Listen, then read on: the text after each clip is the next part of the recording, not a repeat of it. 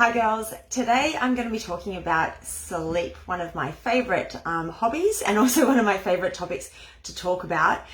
Before I start that, I just wanted to say a big welcome to all the new people in the group. It's lovely to have you all here. If this is the first live that you are watching in the group, welcome. I'm Amy Mitchell. I'm the founder, I suppose, of this group, and I started this group not that long ago, a few months ago, because really I was sick of seeing so much misinformation out there about the best strategies for fat loss after 40. When we're about to go through perimenopause and menopause, some of you will be postmenopausal, but that over 40 period where all of a sudden things start getting a lot more difficult, sometimes for reasons unknown to us. And I'm seeing was seeing and still am, a lot of misinformation about how to go about tackling that. So this is the whole purpose of the group. I want to bring as much value to you as possible so that you can get unstuck, you don't feel overwhelmed, confused by this whole period of our lives, this process of fat loss, if that's a goal of yours, fat loss, improving your health, improving your well-being, your energy, all of those things that are tied in. So that's the point of this group. I go live at this time every single week. So it's Wednesdays, 12:30 Sydney time. So if you're somewhere else apart from Sydney, obviously do the conversion, but the lives always stay in the group for at least a month, sometimes longer. And I've also just started the process of, through requests from all of you, downloading them onto YouTube, so that I can then send out those links to those of you who want to watch a replay or listen to a replay. So it means you don't have to have your phone on and watch my face as I talk about these things, but you can go for a walk and listen to it. So if you're already on our email list, as in if you left your email when you joined the group, then we'll have you on a list somewhere and we'll be able to send those replays out to you, the YouTube links out to you. If not, feel free to message me and just send me your email if you want to be able to get those YouTube links as well. So let's get on to today's topic. So if you are watching live, I would love you to give me a wave, give me a comment so I know that you're there and I'm not just talking to nobody. Hopefully we are live and we can, and then people can see me. And if you're watching the replay, I'd love to know. Just let me know. Just say replay in the comments so I know who's seen it. And if you have any questions, please just leave them in the comments. You can comment as you go if you're watching this live, and then I'll answer as best as I can on the live. But if you're watching the replay, I'll just come back and answer the questions after you've posted. So when it comes to fat loss, getting more sleep probably isn't the first thing that comes to mind for you. You know, you might think of nutrition, you might think of exercise, managing your stress even, but sleep is usually not up there in that top three. Probably because, I was thinking about this today, probably because, you know, it doesn't really require you to do anything. You're just lying there. It's a pretty passive sort of activity. You know, how could that possibly impact your ability to lose fat or not? But it can actually have a huge impact. So I think one of the things to note is that if you are doing all of the right things, like you're focusing on your nutrition, your training is on point, you're managing your stress, and you are still struggling to lose weight, then this is definitely worth paying attention to. Have a look at, you know, these lesser thought of habits that we all do every day. We all sleep every day, or hopefully we do anyway, and how well the quality and quantity of your sleep is going to have an impact on your ability to lose fat and how well you can do that.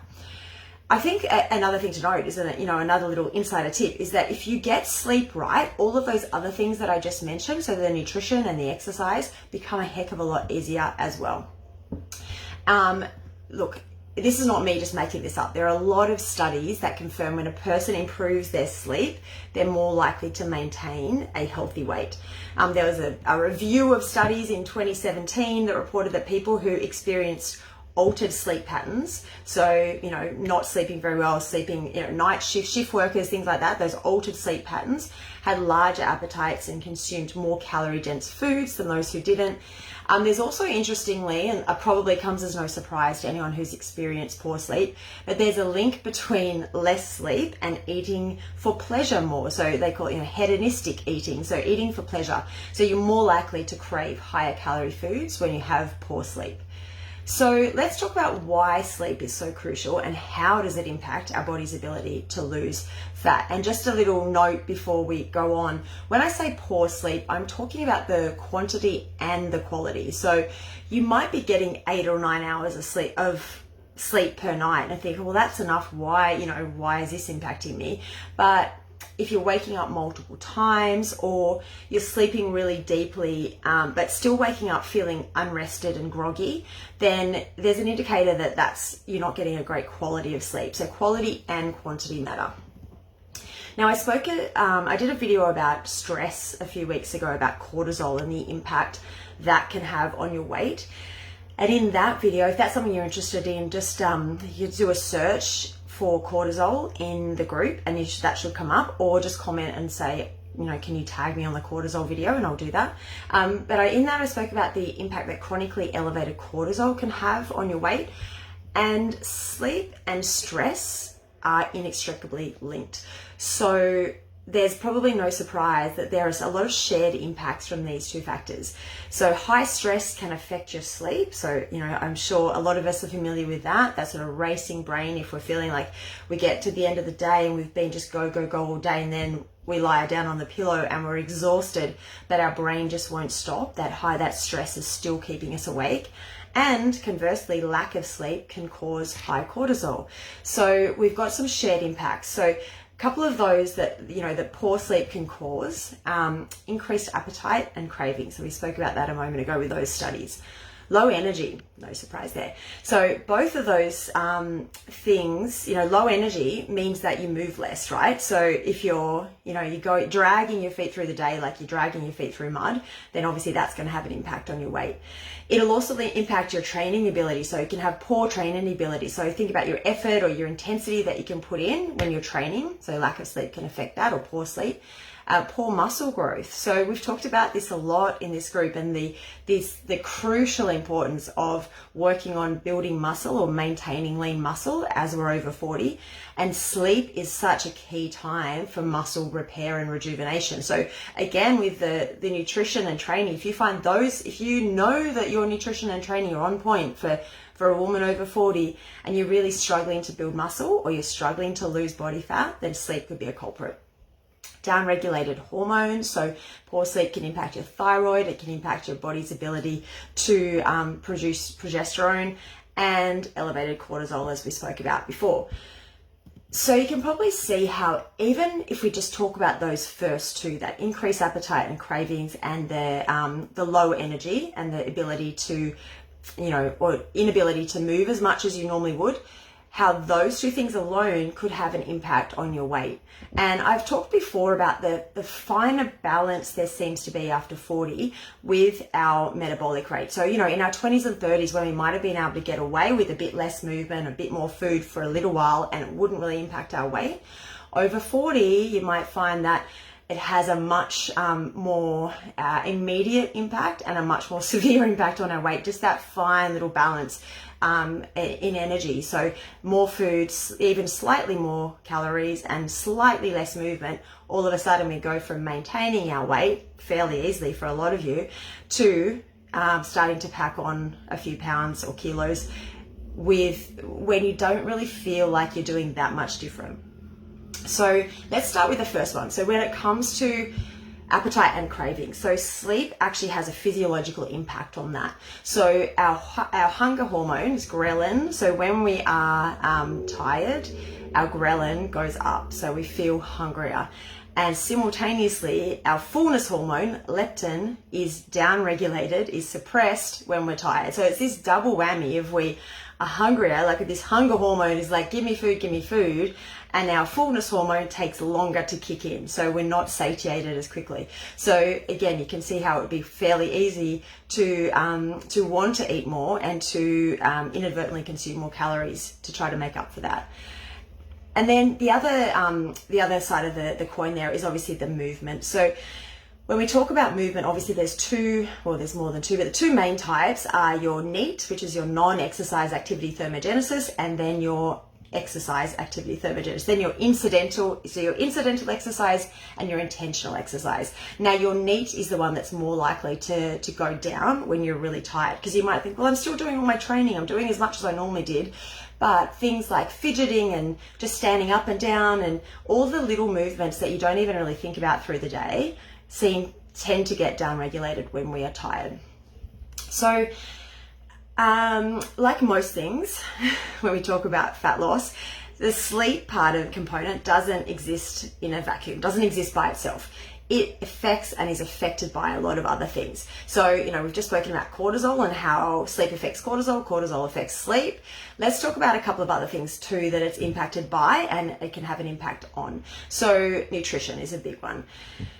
We want to, and this goes to like, how do we change our sleep? How do we improve our sleep? What are the things that we can implement? Because, if you are struggling with sleep, with poor sleep or quantity or quality, then obviously you want to know, what can I do about it? So number one, nutrition is a big one. So even though it might not feel like what you eat has a direct impact on your sleep, it can definitely have an indirect impact in all sorts of ways. So we want to, for all sorts of reasons, but sleep is one of them, prioritize protein and fiber, as well as good fat. So the reason for that is we want to prevent a blood sugar roller coaster that can really flow into your sleep time. So if you're finding that, and again, it's a bit of this catch-22, right? You're tired, so you're more likely to reach for high carbohydrate, high energy foods. And then you're on a bit of a blood sugar roller coaster through the whole day, because you get this high after you eat and then you get a crash. And then you're like, well, I need more of that. So you get high again and then we get a crash. And if we're on this roller coaster through the day, then that can flow into the nighttime. And even if you fall asleep straight away, you might find you're awake at 3 a.m. So it can be a bit of a blood sugar imbalance there. So if we're prioritizing eating protein and fiber with every food, with some good fats along the way too, then that can really help just stabilize that blood sugar roller coaster.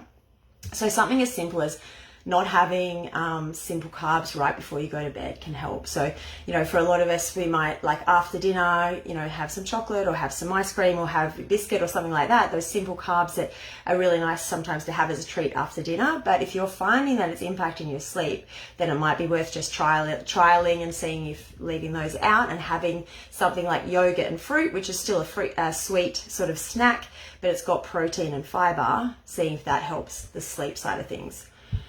Training, so this is another thing, or exercise, this is another thing that can impact and be impacted by sleep. So we've already talked about how it can be impacted by poor sleep, but also on the flip side of that, how can the type of training or exercise you do impact your sleep?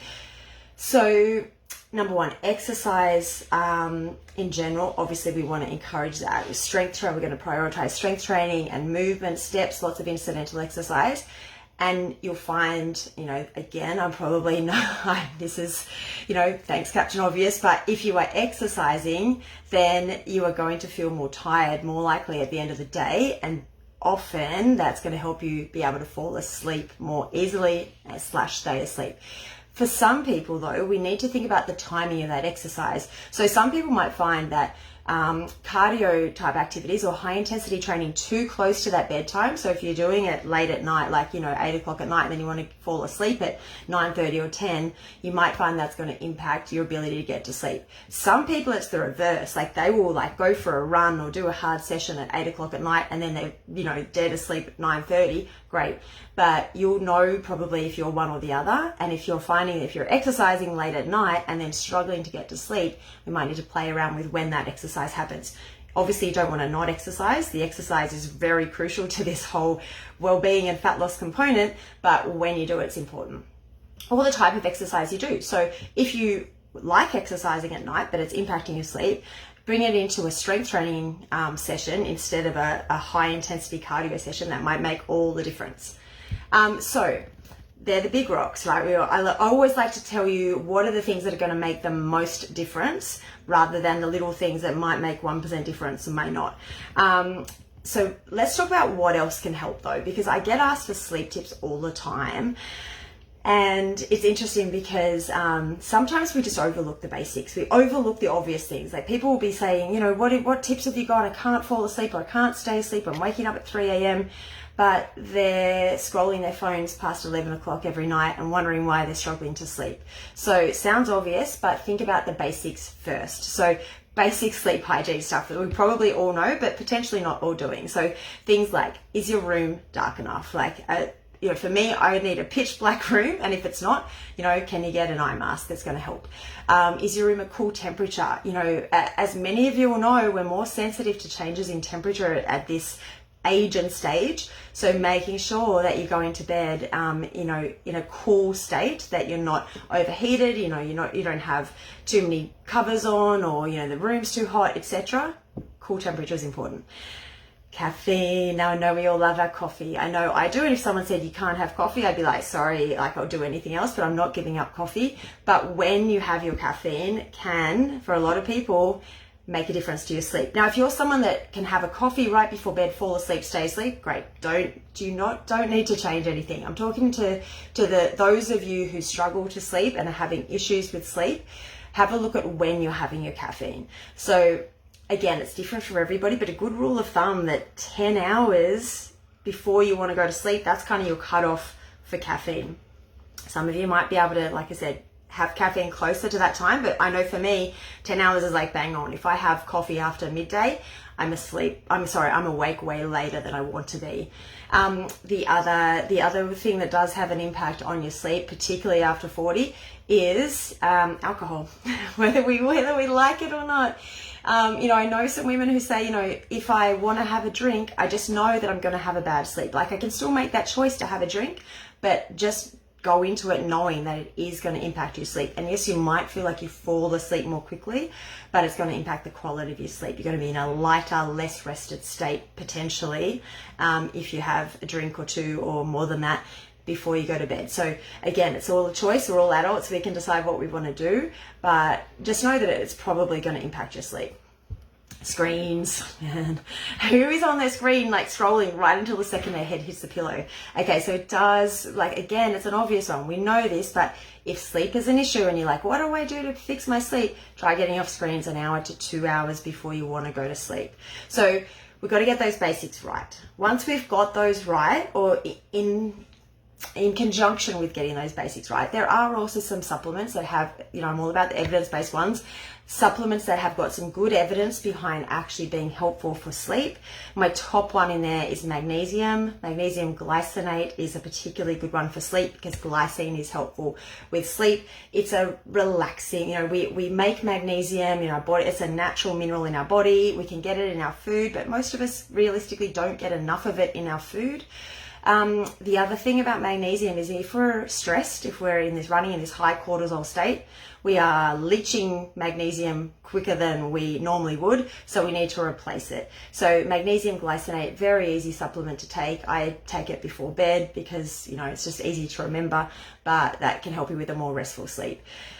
Ashwagandha is an adaptogen that probably of all the adaptogens probably has the best evidence behind it to show that it can help, and a lot of people will find it does help. Again, test and see if it's helpful for you. And inositol is another one. I think the recommendation for that is 1 gram to 3 grams. Don't quote me on that. I can have a look and double check on that one, but they're 3 that can be helpful in terms of supplements. Tart cherry juice is another one, right? That sounds weird and like it's, a bit random and out there, but tart cherry juice, and I think it has to be like the really concentrated version, like 100 mils of it, has shown to be helpful with sleep as well. So look, I hope, speaking of helpful, hopefully that was helpful for you, helpful even for all of you in terms of knowing how sleep can impact your weight and what we can do about it. If you have any questions, please feel free to comment, leave them in the comments, and I'll come back in and answer them soon, and I will see you all very soon. Thanks, girls. Bye.